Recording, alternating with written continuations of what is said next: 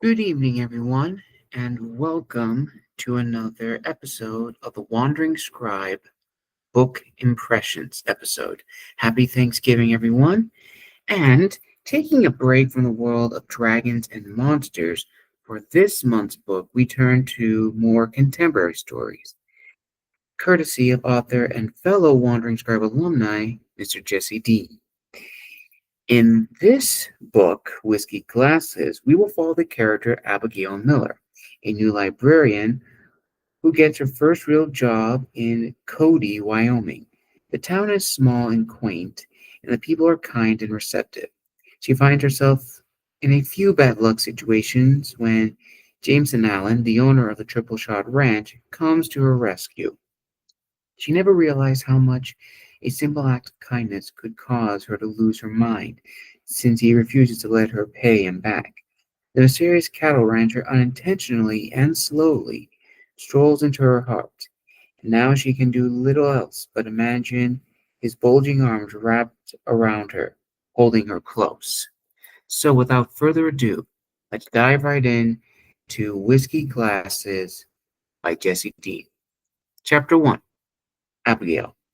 Abigail Miller was tired of living in a city she had once dreamed was the pinnacle of beauty. The city she forever dreamed of living in. For the first time she saw DJ Tanner on Full House. The Golden Gate Bridge seemed like it was always calling her home. The first few years of living in San Francisco were heaven. She loved the city scene. She journeyed through the extensive museums, walked through the massive parks, and even went to the tourist spots. She loved hearing the sea lions at the end of Pier 39. Their barking and braying reminded her the ocean was only blocks away from her small studio apartment. But once the sun went down, Abigail stayed in.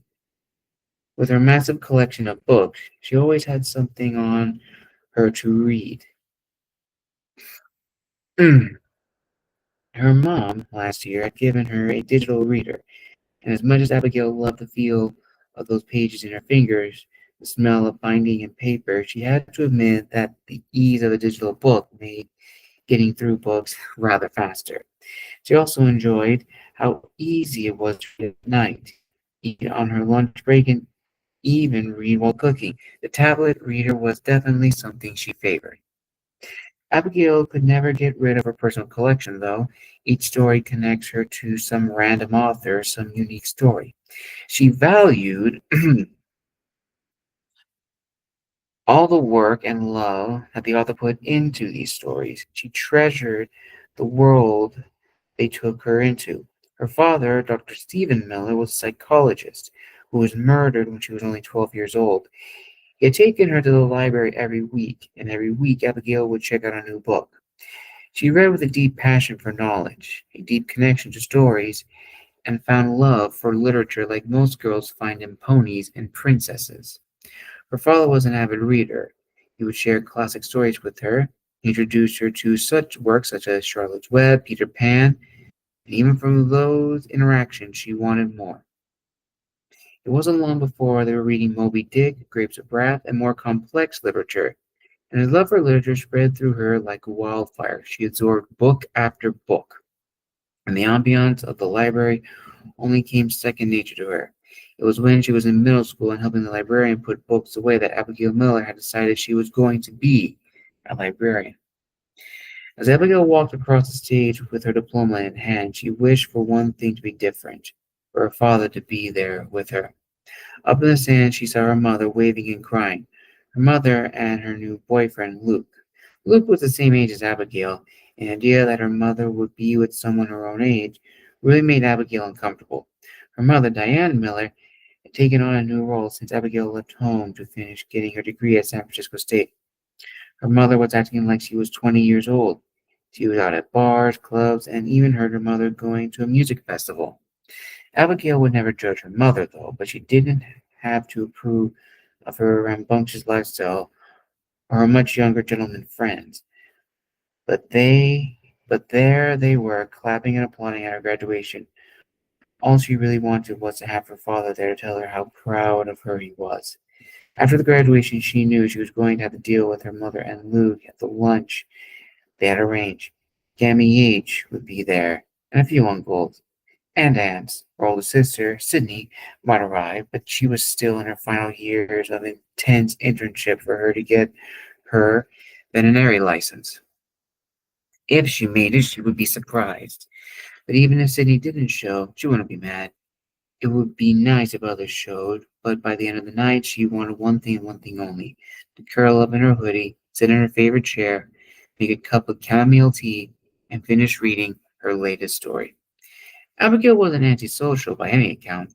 She had friends throughout the city. She went to events when she had the time, or it was something she was interested in. But San Francisco had been declining and was no longer the beauty of a city that it held in her heart previously. Not to mention the cost of living in the city was far more expensive and would be a strain for a fresh graduate. She had begun looking into the classified sections on the internet and made sure each location was a small town.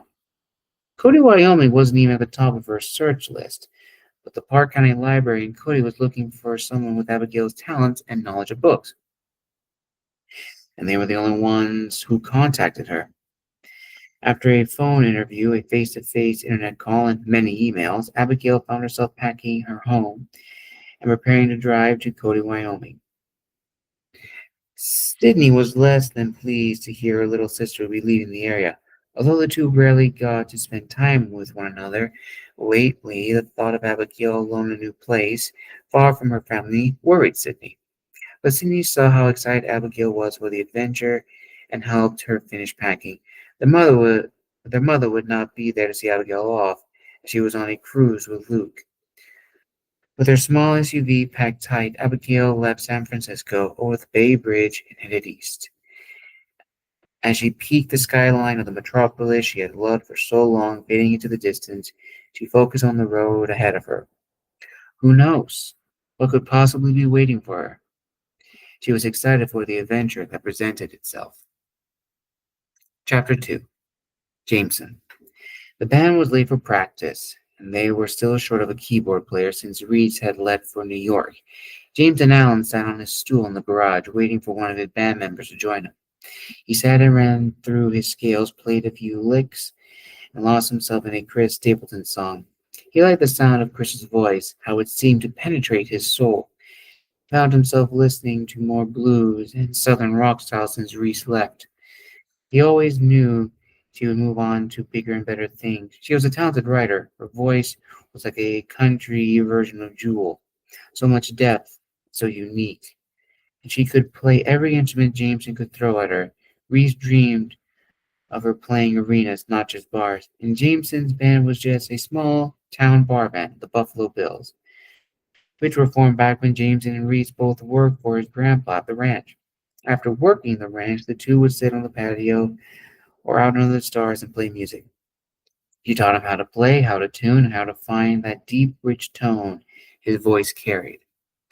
After lining up a gig at the Jailhouse Saloon, which belonged to Jameson's friend Bear, Reese and Jameson met California. He preferred to go by Cal, and he was a genius on the drums. Cal was completely self-taught, having spent hours and hours as a kid banging away and losing himself to the beat of heavy metal and rock. With Reese leading the band and setting up their set list, they had fun and acquired a following. It was when Cal posted one of Reese's original songs online that a guy in a fancy suit came to town and discovered Reese. She tried to bring the boys with her, but Jameson wouldn't leave Cody. He lived for this town. He had just taken ownership of his grandpa's cattle ranch and had no interest in moving to New York. The town scout also felt that Reese would be more successful as a solo piano player. Jameson put his guitar down and heard Cal riding up on his motorcycle. They needed a third member of their band. Jameson would love to have a bass player and a keyboard player, but he lacked the skill Reese did at seeking talent. Cal said he knew someone who played bass, but was unsure if they would have time for practices and gigs. Jameson decided to post an online ad for band members. Maybe something would come of it. Cody was small enough for Jameson to realize most of the talent was either gone or far too young. Cal walked into the garage and spotted Jameson on the computer and approached. I told you, you will go blind if you stare at that thing all day, Cal jabbed at Jameson, who was clearly not in the mood. You're late, Jameson stared at his drummer friend. Yeah, I had a rush at Sylvie's. Sorry. Cal also made coffee at the local cafe. It's fine. I was just thinking of putting an ad out there on some musician sites, Jameson replied. Awesome. Find us some more band members? Exactly. I almost asked Savannah if she would come and at least try to learn. I mean, she did take piano lesson. Savannah was Jameson's younger sister, who, although was very nice to people in public, was a pain in his ass most days. You know she will never get on stage with us, Cal responded. I know. I'm just about to get desperate. Come on, Whiskey. Cal was one of a few people who called Jameson Whiskey. Let's work on some of those songs Reese suggested when she left. See if we can manage. Jameson gave Cal a slight nod on the drums. Have you heard from her? No, she stopped trying to call. Jameson's gruff voice became short. He didn't want to talk about the emotions or how the woman he had been in love with for the past 6 years left. You could have gone with her, Cal said as he sat behind the drum kit. No. You know, I wouldn't leave the ranch. Jameson was getting irritated. Could have asked her to stay. Cal spoke freely. No.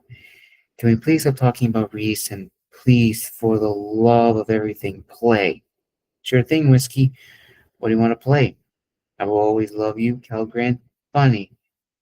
You're cruising for a bruising, James smiled. All right, fine, Tennessee Whiskey, Cal asked. Jameson picked up his cherry red acoustic guitar. 1, 2, 3, 4. Chapter 3. Abigail. Settling to a new town is nerve-wracking, especially a small town. In a large city, no one looks your way. No one studies your every move and tries to assess if you are worthy to be here.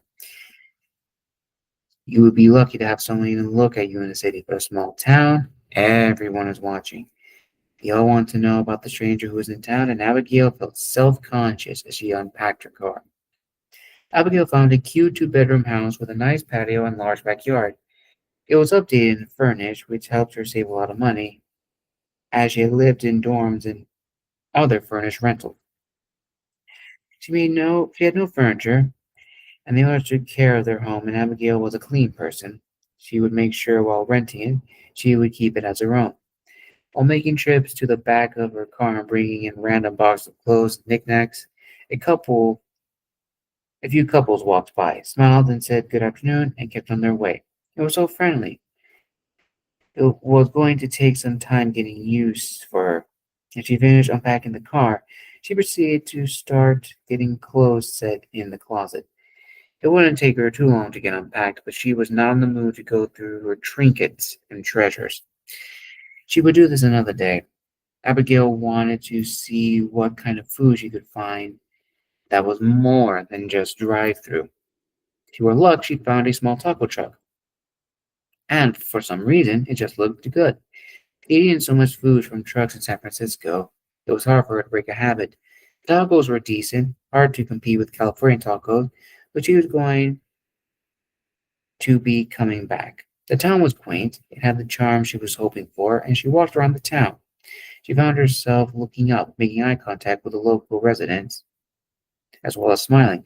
She ventured to a small cowboy boutique and even dared trying on some western boots. Cody had a western feel to it. Lots of trucks, lots of boots, more cowboy hats than she had seen in a while. And she got caught up talking to the sales lady in the boot store. She saw from the corner of her eye a dark shadow of a man coming around the corner with a pair of jeans in his hand. Abigail watched him the entire time as he walked to the counters.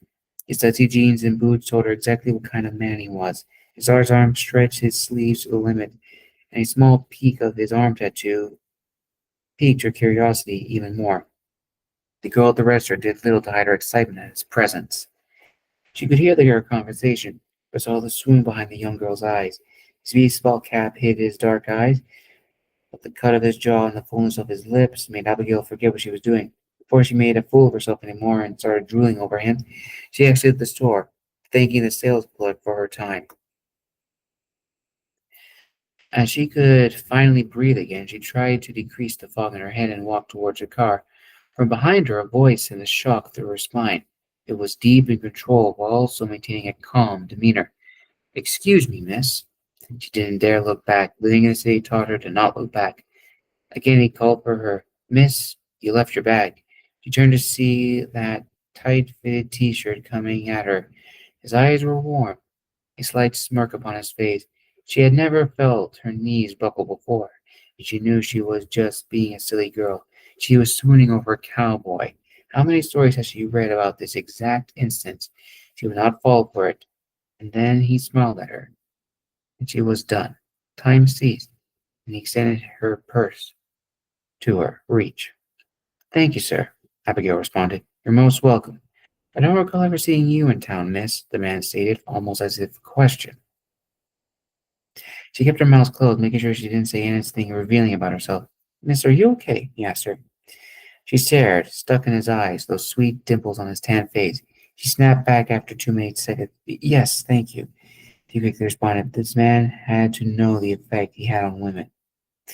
He looked down, or rather, he looked her up and down and stopped at her chest.